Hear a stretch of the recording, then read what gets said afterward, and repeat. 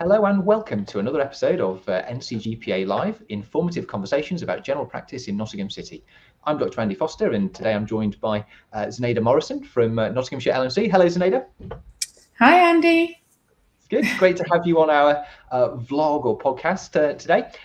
So we have an interesting conversation planned today, exploring the role of the local medical committee, also known as the LMC. We will be talking about the role of the LMC, how they support surgeries in Nottinghamshire and doctors in general and the profession in general, and how they fit in the local health ecosystem, both here and around the country. The LMC also has a podcast led by Sinead, so she does have some experience in this area, and this is a collaboration today between the two organisations. NCGPA is a federation with over 40 GP practice members across Nottingham City, and we hope that these NCGPA live conversations will be of interest to local practices and people working or interested in primary care will also find this interesting, and perhaps people more widely outside of the Nottingham area might be interested to hear things that we're doing in Nottingham and Nottinghamshire with regards to primary care networks, GP federations, and other organisations that operate in the area. We are aiming to have a fairly free-flowing podcast-style conversation on the topic, which hopefully you will find entertaining and informative.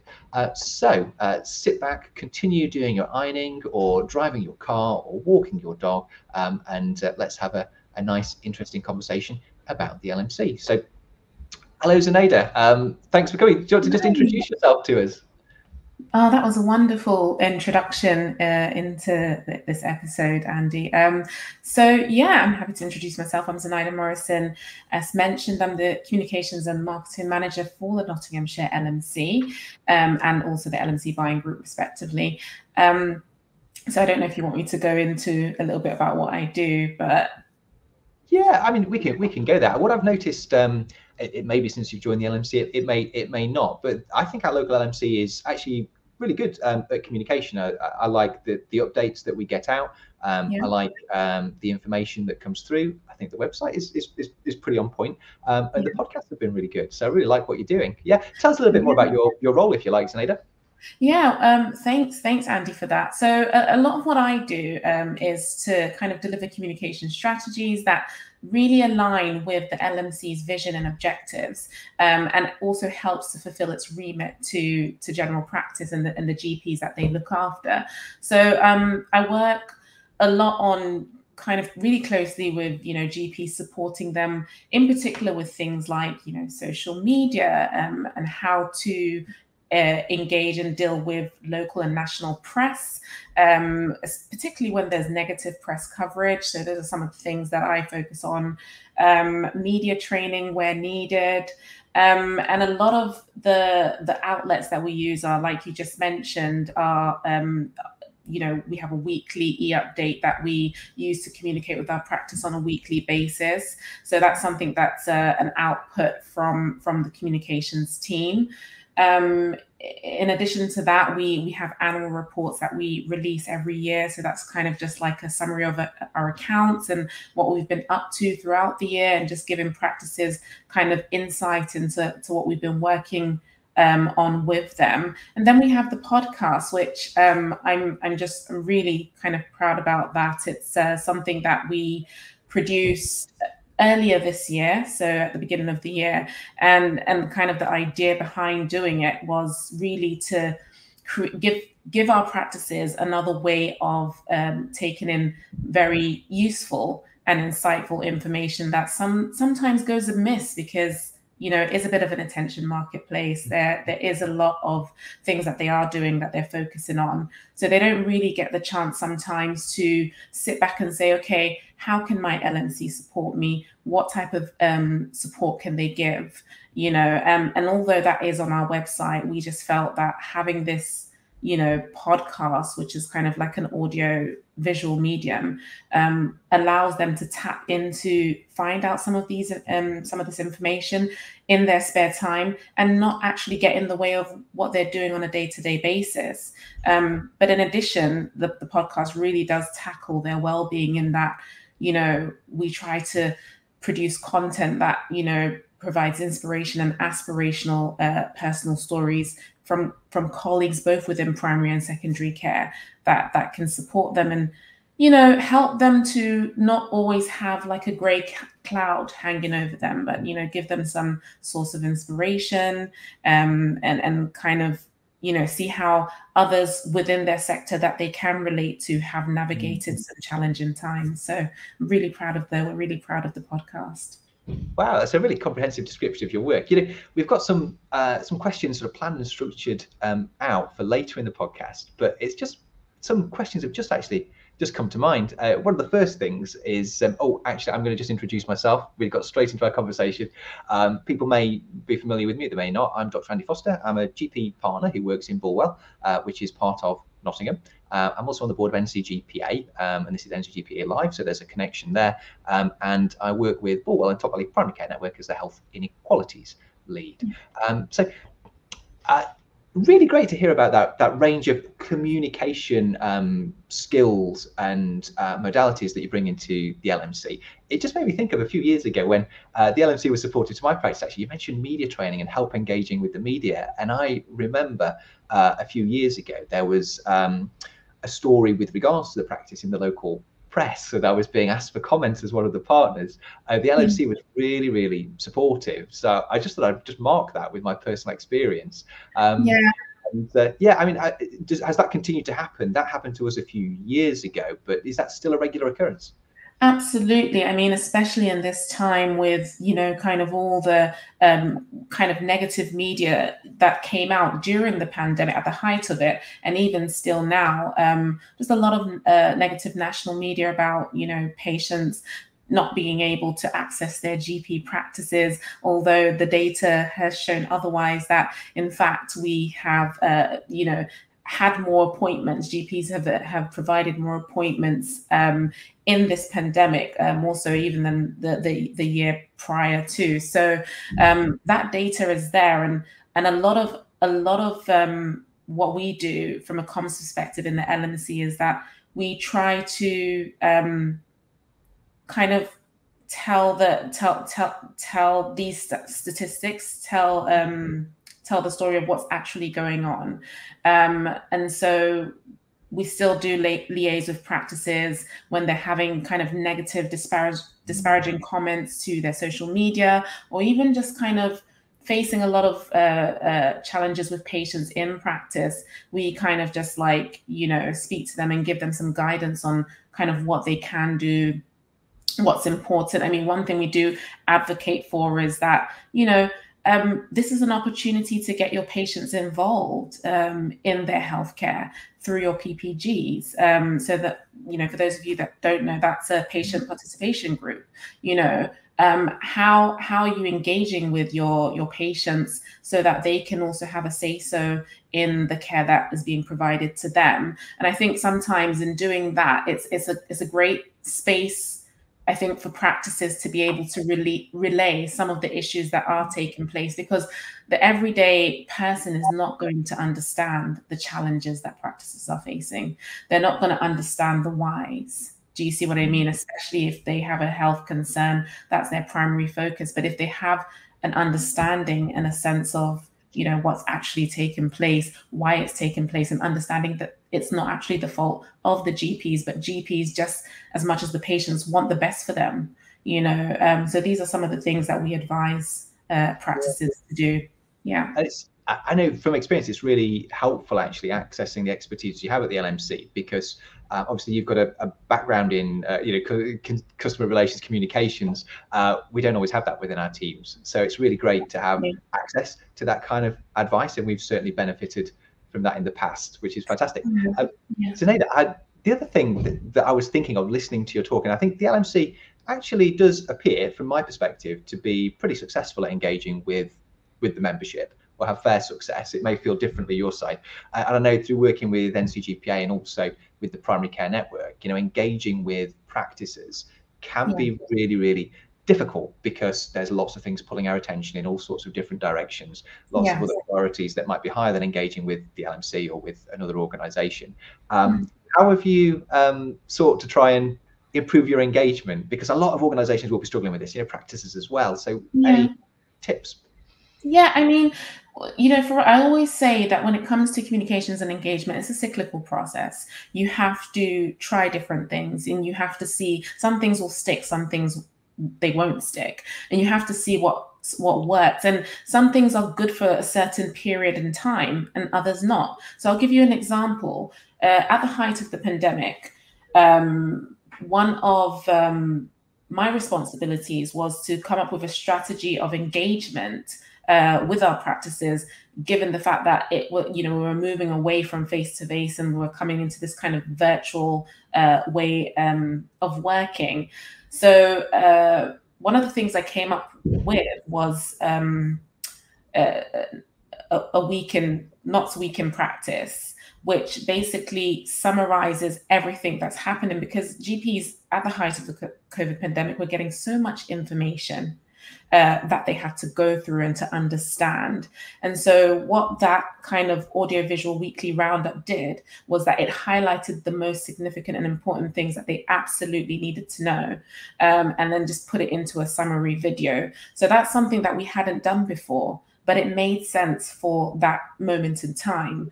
Of course, when practices started to understand what was going on in the landscape, particularly as far as COVID-19 is concerned, and even when we had the vaccination program, which had started, that no longer became such a necessity. And that's when we kind of transferred, and this was actually an idea of our CEO, Michael Wright, to have a COVID-19 weekly briefing. So that's something that we then started, where we would meet with them 12 noon every week on a Monday, and we would talk. Would have at the time CCG colleagues, now ICS colleagues, to come in and talk about what was happening and kind of give them a roundup of what was happening on the ground. So that was very useful. Yeah. Yeah, Sinead, I was going to come in there because I really remember the LMC running those weekly briefings, and I thought they were really, really actually quite crucial for the COVID response in Nottingham and Nottinghamshire, because there was, at that point in time, there was a lot of information moving about and through the system, and it was changing rapidly. And there was a lot of need to connect GP surgeries, primary care networks, parts of the system with other parts of the system, such as the commissioners, our locality teams, NHS England, those people organising the vaccine response. And that created a really good forum. And actually the LMC, with its footprint similar to the ICS, and with its kind of convening power to actually bring all of those organisations together, was really well placed. And I thought they did a really, really good job, actually. What's the response? That was really good. So hats off to you guys there. I think you really stepped up. Well, thank you so much, Andy, for that. I mean, we realized that it was because obviously what we do is we survey our membership annually, and some of the feedback that we got from practices was that it was such an invaluable thing for us to have those briefings, and it really helped them. So we thought, okay, well, why not continue it on? So we actually still do have those briefings. Of course, it's not COVID-19 briefings, but they're weekly practice briefings, which essentially allows us to, because you were talking about how do we foster better engagement. So it allows us to speak to the powers that be, speak to, NHS, ICS colleagues, and kind of get them to attend the meetings as well. So there's that. So, we're bridging that gap and we're bringing them together so we can foster that collaboration, and hopefully that leads to better resilience in general practice. So it's a prime example of something that did stick and that did work. And so we continue it. Fantastic. I've got two more questions about comms and engagement, and then we'll move on to we may have lost some people because we were going to talk about what's an LMC and things like that. So that is coming in a second. We're not going to leave people high and dry without sort of some basic definitions. But I was going to ask, first of all, you mentioned talking about a communication strategy and a sort of vision for the LMC. I'm just wondering what is the kind of vision or mission for the LMC, if you've got something like that you can go to, and how did you create that? Because a lot of organizations have to try and do that these days. It's what our management and leadership courses tell us to do, but it's really hard. So yeah, how did that happen? What is it? Ooh, that's a broad question. So Ultimately, the purpose of an LMC and our LMC is to represent our practices, to provide advice and guidance for them. And the BMA kind of says it best in that we are the corporate memory for general practice. So that is really our purpose. And so in line with that, when creating a communication strategy, it is really trying to understand who are our stakeholders, who are our primary stakeholders, what do they need, what do they want, and creating messaging around that, and understanding kind of some of their unique challenges and how that then filters down to, okay, what platforms we use even to communicate and engage with them. So for example, practices, we communicate with them, GPs, a lot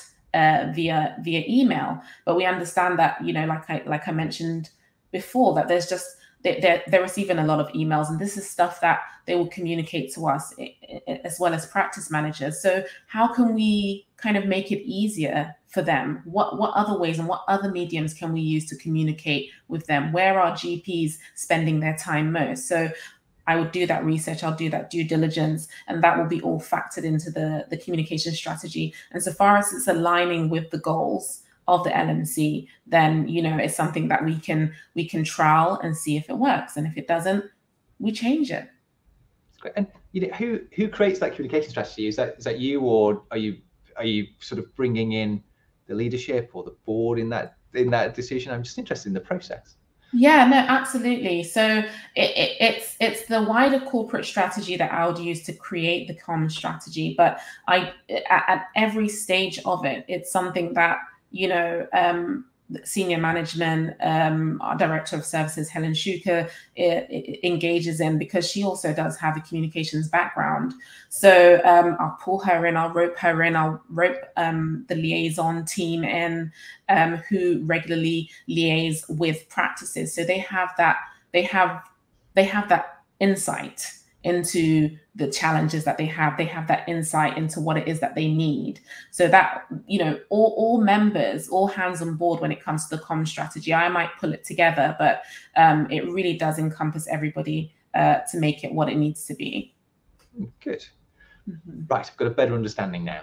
So we've started to talk about what the what the LMC is and what it does. So let's dig a little bit deeper there, and apologies if we went down a comms and engagement rabbit hole there, but I just got really enthused about what you were talking about, particularly with the COVID response and how you adapted and so forth. That was all really fascinating.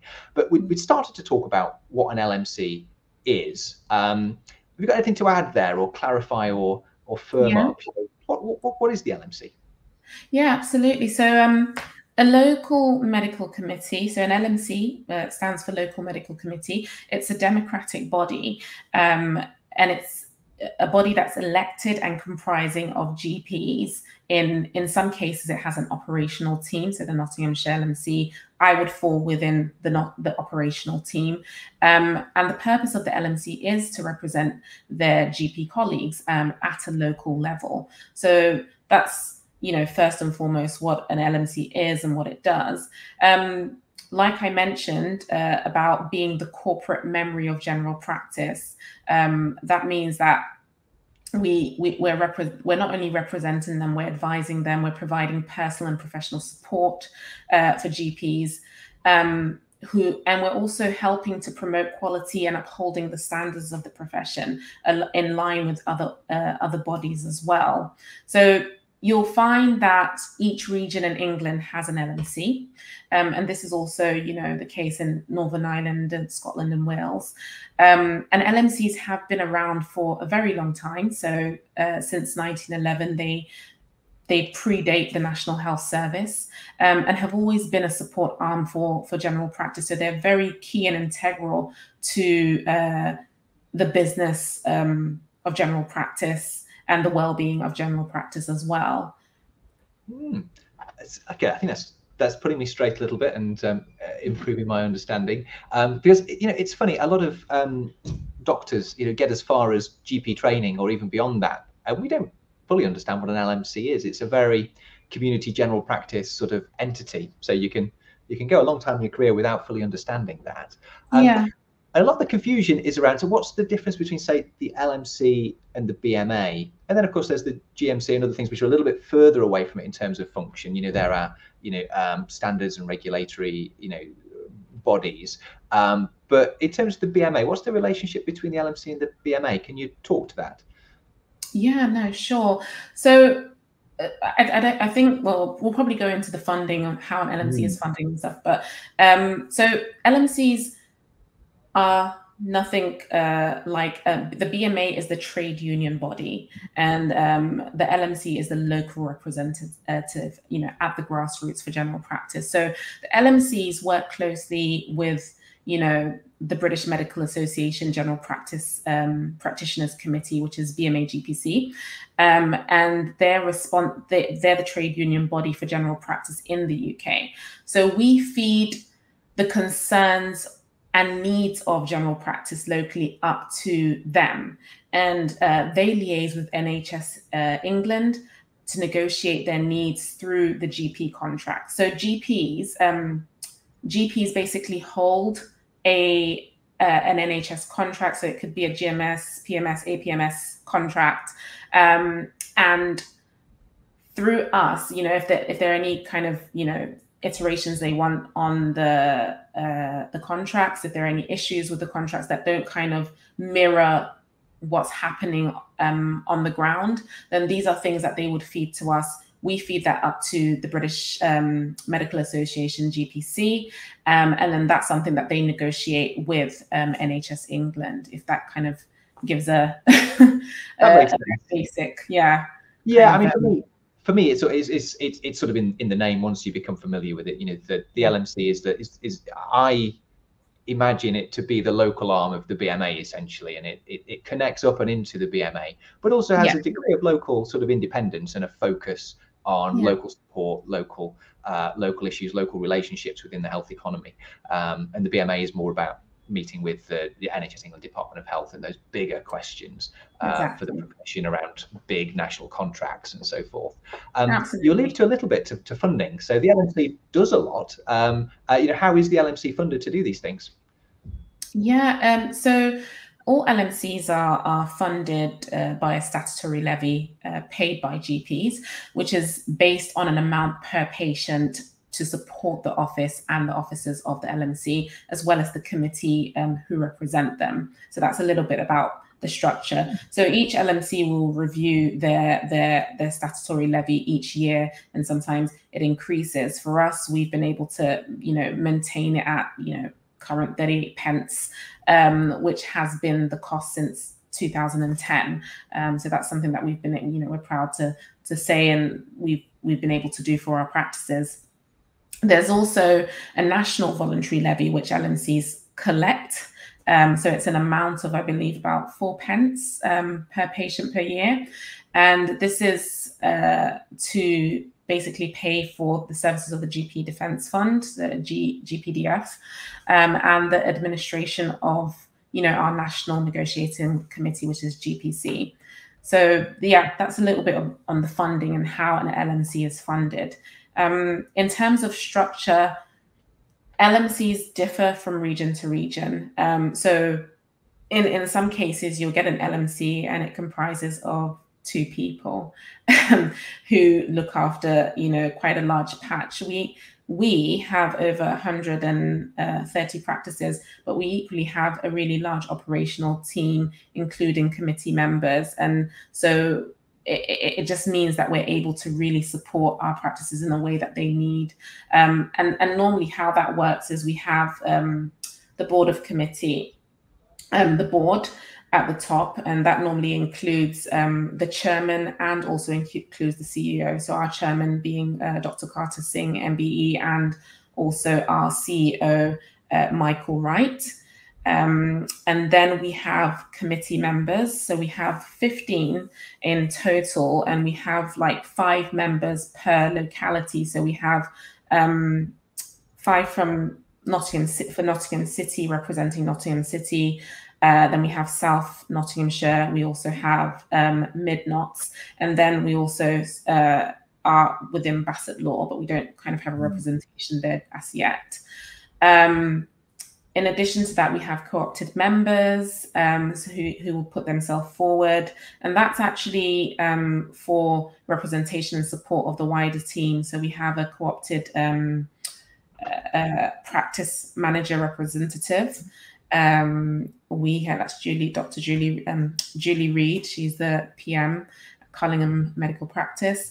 And then we have a GP trainee rep, Dr. Hannah Iger, and then we have a practice nurse rep, and that's Gemma Bird. So that's kind of giving you a sense of the structure. And then thereafter, we have the operational team, and I fall within that. So communications and marketing manager, we have a communications assistant, we have director of services who also kind of doubles up with comms and just kind of all things operational for the LMC.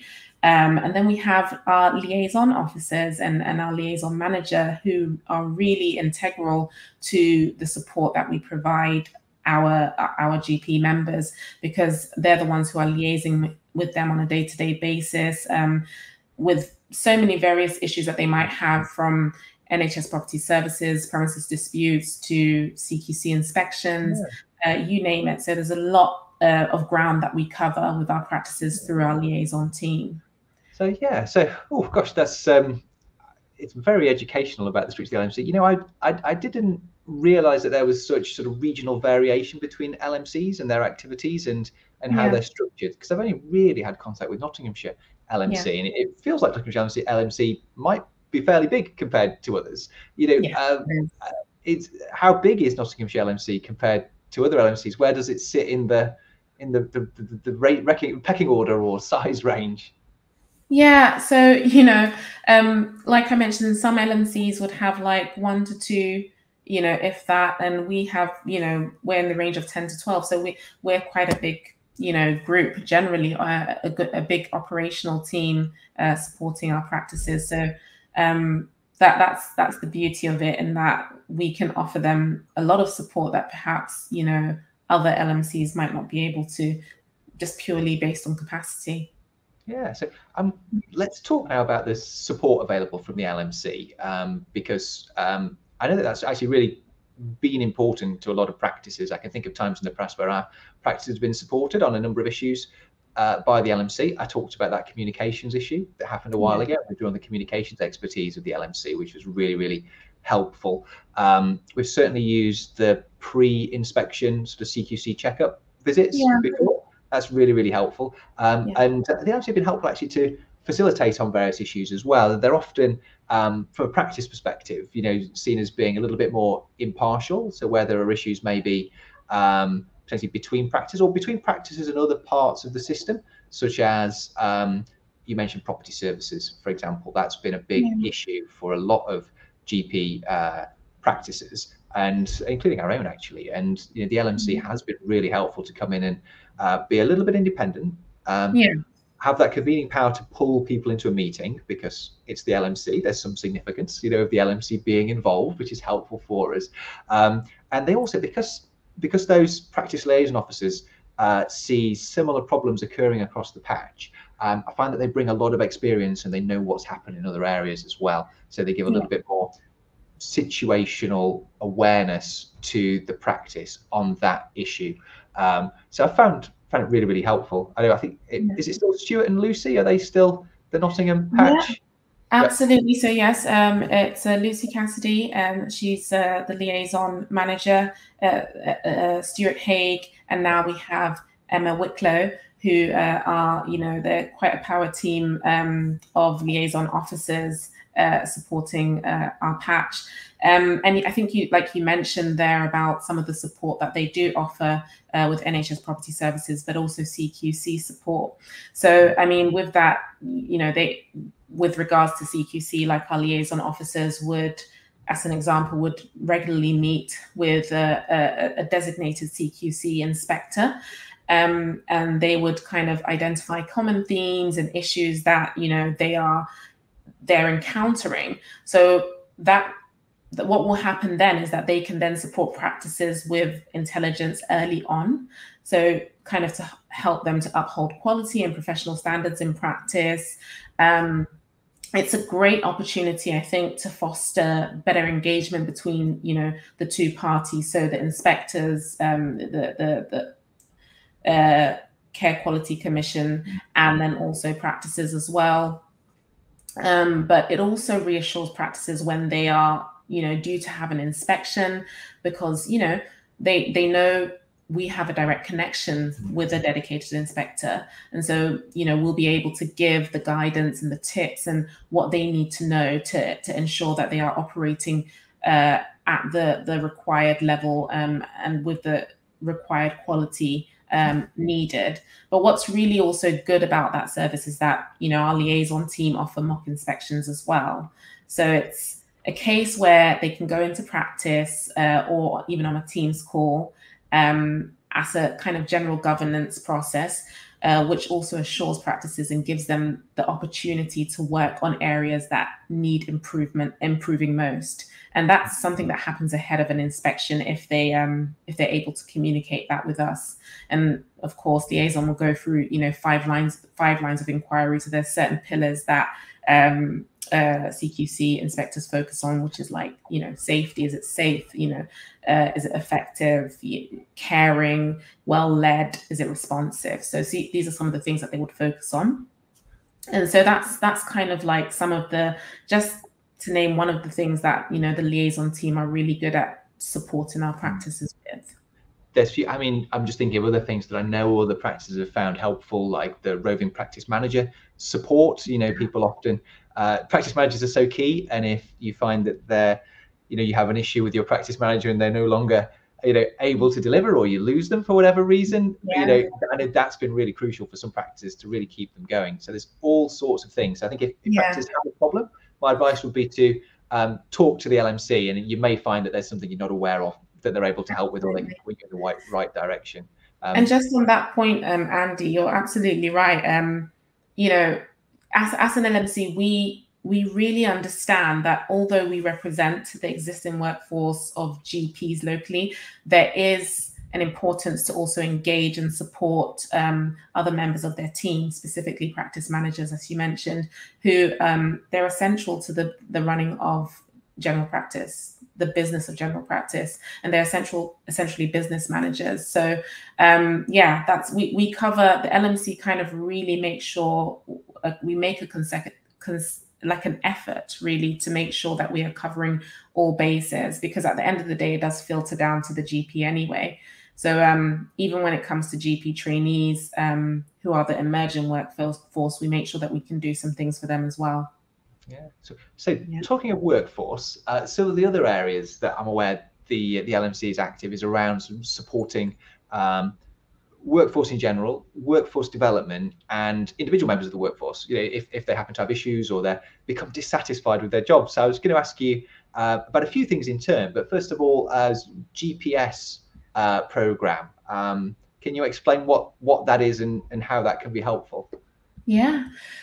So in a nutshell, GPS is a peer mentoring, coaching, and training service, and it's designed to help individuals with the tools needed to improve their personal and professional lives through coaching, primarily through coaching. So GPS has been, it's been supporting GPs since 2015 with mentoring, coaching, and training. So some of the things that they do. So the service, what's really good about GPS is it started off in Nottinghamshire, Derbyshire, but it doesn't just serve Nottingham and Derbyshire primary care staff, but it has also rolled out into different regions. So they're able to do this through what they refer to as the hub and spoke model, or the portal only model, which is essentially them giving access to the GPS portal for another organization to set up in their area if they have the capacity to do so themselves, or to manage it on their behalf. So currently, I believe the service has expanded to Sheffield, Mid and South Essex, and we are hoping to launch in Suffolk and North East Essex later this year. So that's kind of something to keep an eye out for, I guess, for people within that region, if it's something they want to access. But some of the other offers available through GPS include things like Support Mentors Scheme, which is more a fellowship mentoring. They offer wellbeing workshops and training opportunities, so anyone can actually access up to, they can access that. And what would normally happen is an organization would get in touch with GPS and say, let's say they want to do a wellbeing workshop, and that's something that GPS can facilitate and organize on their behalf. They can have up to 100 people attend for that specific course. So let's say if it's a practice or a PCN, they could say, can you facilitate a wellbeing workshop on our behalf? And that's something we can do, and they can access that offer for £4.50 per person. So it's a really great offer. And all they would have to do really is to just get in touch with the service manager, Nikki Kendall, and she'll work on putting all of that together. So it's GPS do a lot, they offer a lot, and I mean for that amount for that cost, it's very very cost effective. Yeah, I was just going to say, Sinead, wow, that's really impressive, because I didn't realize that GPS had sort of been, exported as a service, in a way, to support people outside of Nottinghamshire. So that's a little bit of news to me, actually. Maybe I should have known that, but I didn't. That's really, really impressive. And I also know, I was going to ask you about the LMC Buying Group as well, because that's a service that I know is made available to people around the country too. It feels like we're quite fortunate in a way to, that Nottinghamshire LMC feels like it's forward thinking and actually comes up with ideas that are good enough to export elsewhere, which is really good. Is there anything, what's the secret sauce, Sinead? What's enabled Nottinghamshire LMC to do this where others haven't? Do you know? So, it's part of having the ability and the capacity to do that for our practices. But it's also testament to our leadership as well, I would say. We have a very engaged and proactive CEO in Michael Wright. And actually, speaking of the LMC Buying Group, that's something that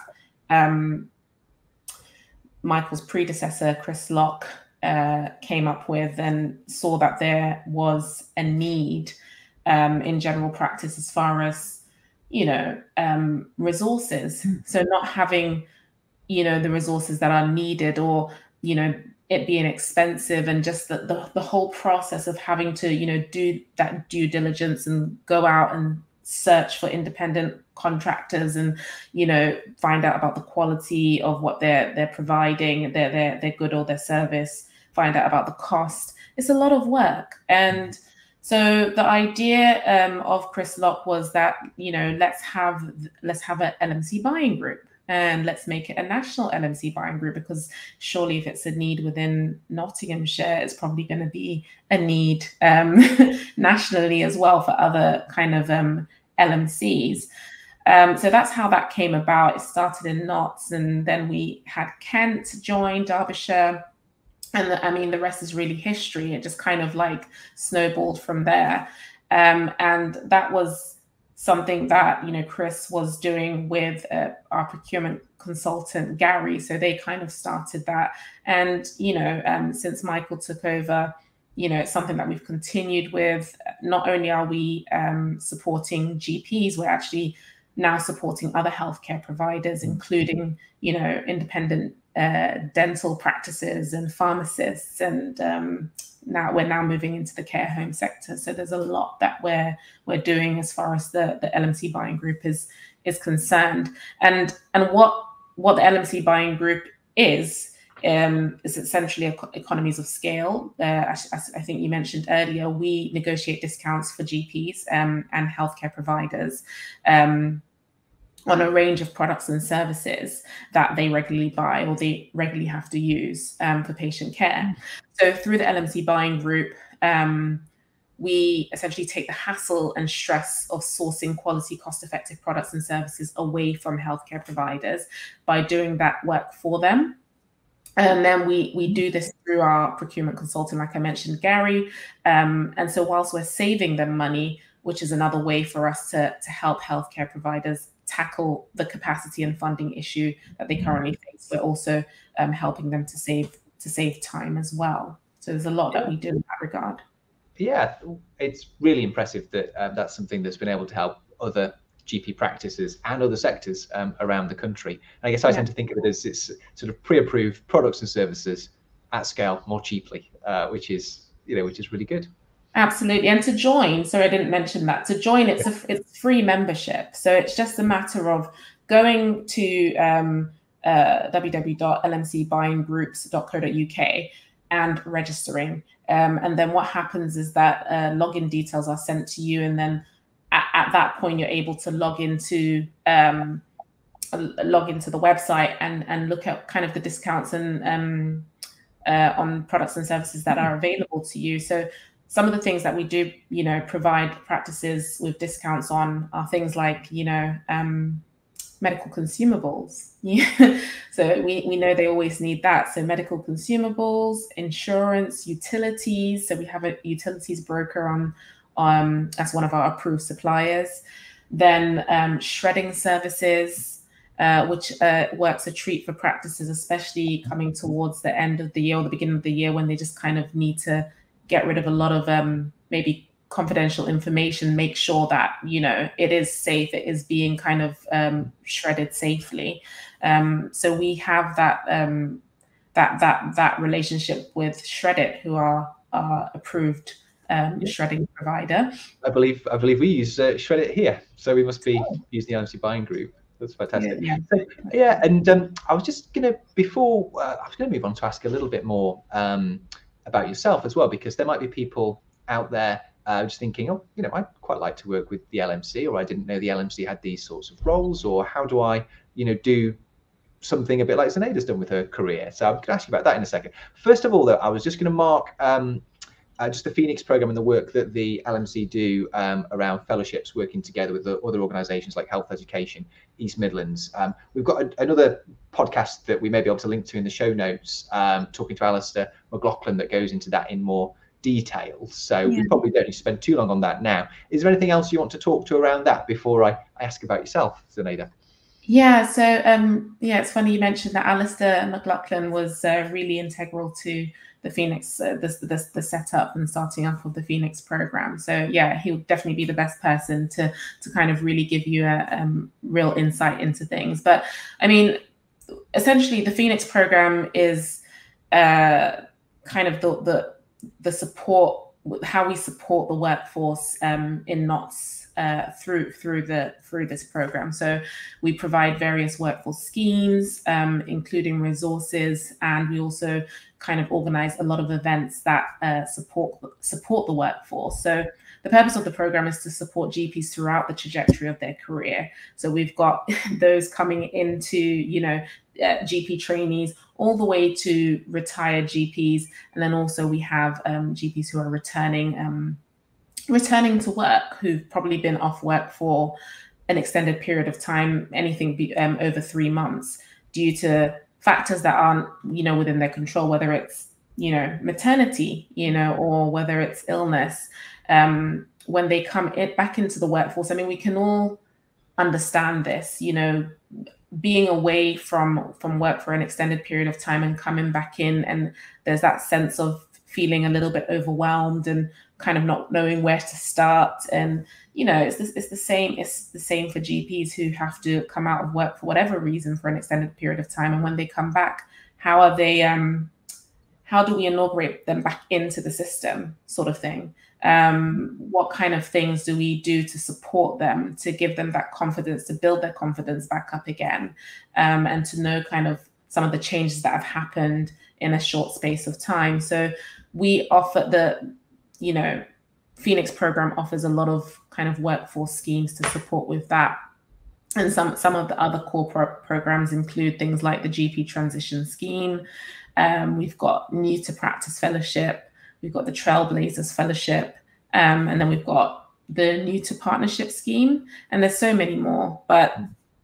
And even currently, so I think I'll just mention this, currently we are recruiting for yet another scheme, which is called the Phoenix PCN Mid-Career GP Fellowship.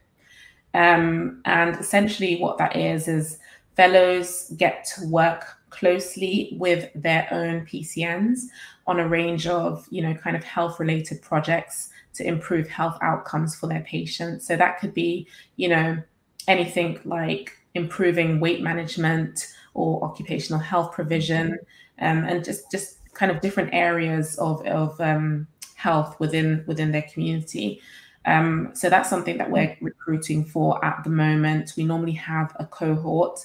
They go through like a year, so it's annual. They go through a year. I'm just trying to think of some of the things that we offer. So it's like a 12-month role. It normally starts on the 1st of October. What's on offer are, things like, 1-week sessions on a PCN agreed project. There's a certain sessional rate that is paid. So we kind of support them financially in that regard as well. Then there's regular support, which could either be in a group or it could be like a kind of one-to-one session with a member of the Phoenix team. So yeah, it's really good. And if there are any GPs who are interested, it's primarily for GPs who have done more than 2 years post CCT, and at least 5 years from retirement, kind of working in a substantive role in Nottingham or Nottinghamshire or even Bassetlaw. So it doesn't require any previous experience or portfolio working or projects or anything like that. So it is accessible, and it's kind of something that we promote across all PCNs, including in Bassetlaw. Yeah, and I would just say from a practice perspective, these fellowship working schemes have been really, really helpful to help us recruit GPs into the area, because they do get an element of their time funded to do project work or training, which gives them a little bit of variety in their workload, which enables people to avoid becoming too sort of fatigued or burnt out. So it's really, really helpful, and it helps get GPs who might not work in the area, into working in practice in areas that can be challenging in other ways. So it's really, really helpful for practices as well as the individuals. So Sinead, I was going to just ask a little bit about how you came to work with the LMC, because you obviously, you seem energized by your role. It sounds like you're having impact. You've had the opportunity to deploy kind of quite new and different things like the podcast and so forth. Other people may want to follow in your footsteps, do something similar. So how did you come to the role you're in now with the LMC? Yeah, I don't know. That's always one of those interesting questions where you're like, okay, so how do I? I don't know, because it's about yourself, but you always ask, okay, how do you talk about how you came about your career? So I will start off by saying that probably coming into healthcare was a bit by chance, but actually the field that I'm working within in terms of the communications and marketing wasn't. So I have, a background in a journalistic background, used to work within broadcast, media, broadcast television on a multinational level. Worked for a few years in West Africa, where I was a broadcaster there. But fast forward, I coming back to the UK, I decided I wanted to kind of diversify my career and get to know about different aspects and not just kind of broadcast media. So I kind of opted to do my master's program in PR and communications at the University of Leicester. And that kind of opened me up to the world of, the world of communications, corporate communications, and charity comms and all of that stuff. So it was in doing that I ended up working for at the QMC, the Queen's Medical Hospital, and I was working within the Clinical Research Network, National Health Institute of Research. And there I was supporting the comms function there, and also at the Leicester Royal Infirmary with, campaigns, PR campaigns, and kind of, spreading awareness. And, when there were any changes, kind of helping with the kind of introduction to digital working, and kind of going paper light and all of that. So those are some of the things that I was, mini projects I was working on at the CRM. And, this position came about at the NOTS LMC, or should I say the LMC Buying Group initially, which looked really interesting to me, and just kind of seeing how it all works and how, they support, general practice, and applied for it.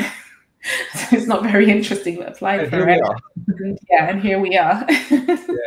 Well, it's a fantastic story though. And as someone who's always worked within the NHS and within healthcare, I always think it's really refreshing when you get someone coming to work at your organisation who's come from a different background, because they bring so many different skills and different perspectives that just aren't there for the people that have always worked in that environment. So it's really, really refreshing. Similar for practices. I encourage people to think about and apply for roles within practices, from outside of the sector as well.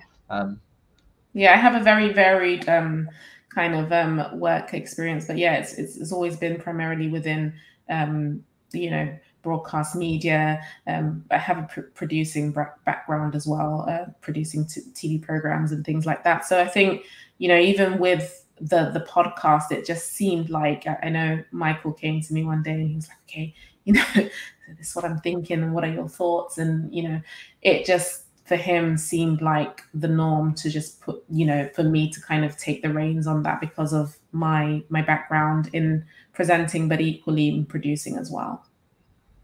Fantastic. So as we come towards the end of our chat today, what we normally ask people at the end is, you've listened to this chat, hopefully you've joined us all the way through and learned something.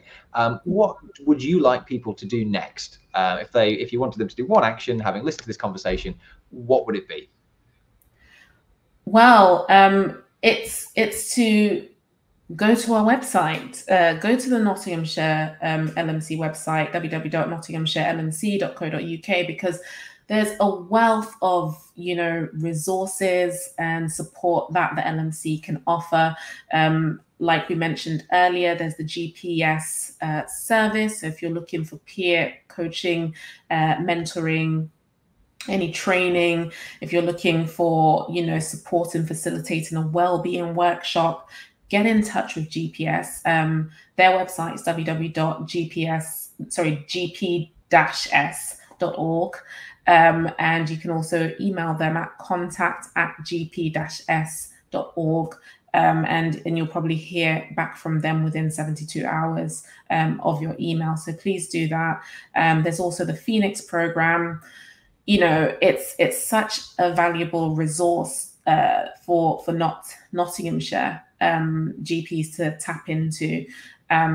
So if whether you're a GP trainee, or you're getting ready to retire, or you're returning to work, it's really kind of a great resource to tap into. So get in touch with them, find out kind of what is on offer and how that can help you to fast track your career, or whatever it is that you might want to do. Or maybe you want to, you want to join the GP Phoenix PCN GP Fellowship, which is starting on the 1st of October. Get in touch with the Phoenix program. You can email them at info@phoenixprogram.co.uk. You can also go to the website where you'll get more information, which I would advise you to do that. And that's www.phoenixprogram.co.uk. And we're available on all social media platforms, including LinkedIn. So that's the Nottinghamshire Local Medical Committee Limited on LinkedIn, at NOTS LMC on Twitter and Facebook. Tap into us. We're a useful resource. We can support you with so many things. And even from a comms perspective, if you need support with your social media, basic things, how to set up a Facebook page, or potentially you want to know how to deal with negative comments that you're getting from patients or on your social platforms, get in touch with us. We can support you with that. And please don't forget to contact us for our liaison support. I mean, they're just great in terms of the breadth of things that they can support you with. So yeah, I think that's what I will end on, Andy. Yeah. Check out the website. I would say if you've got a problem, it should be one of the first places to look. Yeah. And they've got a great jobs board as well. It's a great place to look for, GP or practice nursing or other jobs in the area as well. So I guess the final thing to say is thank you very much for joining us today, Sinead. It's been really, really informative. And I was really interested at the beginning to talk about some of those engagement and communication issues. That was really, really fascinating. And also to learn about all the things that the LMC does. So hopefully people out there have found this conversation interesting. We have some conversations we've done in the past, so you can have a look at, maybe have a listen to some of those, and I'm sure we'll be doing interesting conversations in the future. So it's goodbye from me, Andy, and goodbye, Sinead.